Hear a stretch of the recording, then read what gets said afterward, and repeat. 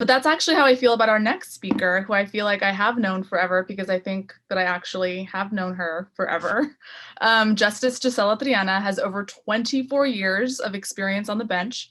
And one of my favorite facts about her is she has served on every level of the Texas trial courts, which is insane. That's like what a blessing of experience she has. And as a justice on the third court, she hears basically everything, civil and criminal appeals.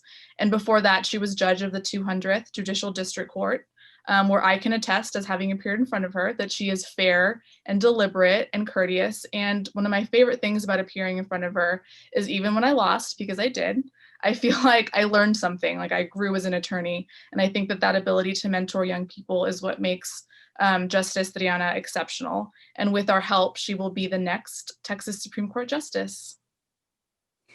Muchas gracias, Bianca and Ed. Thank you all so much for putting this, and Katie for having us all here. I can't tell you how excited I am to be with mi raza, with mi gente, to get us fired up. We still have, what, 12 more days to vote, or is that 11? Carlos, how many? 11. Thank you, Sophia. 11 days to get everybody out to vote. It is so extremely important that we go vote. We need a voice. And, you know, su voz es su voto. Su voto es su voz. Because without it, we are not going to have any control. We're not going to have a seat at the table.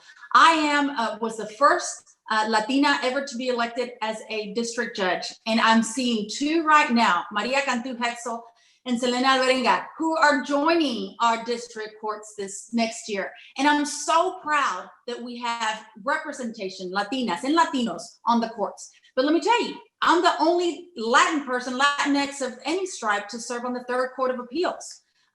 It's ridiculous that in the year 2020, we're still talking about first. If I get elected, I'll be the first Latina ever to be elected in from the Democratic Party in the state of Texas. That's crazy, and it's ridiculous. But we need to make sure that our gente is represented everywhere. I can't tell you, you know, what the Supreme Court has been doing since the pandemic. You know, this is the court that has told us we can't vote by mail, even though we're not immune to coronavirus.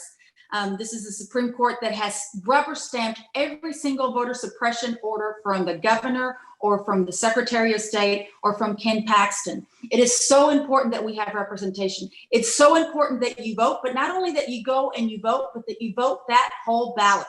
Do not stop at the top, guys.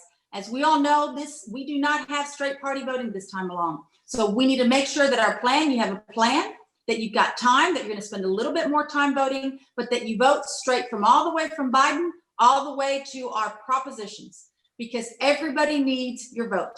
We are all on, you know, the rising tide brings all of the votes up together, but it can't happen unless todos vamos y votamos. And that means exactly what, you know, everybody's been saying. You take your abuelita, you take your tía, your primos, your neighbors, los vecinos. These are tough discussions to have sometimes, but they're needed. This is the most important election of our lifetime, guys. We need to take back our White House.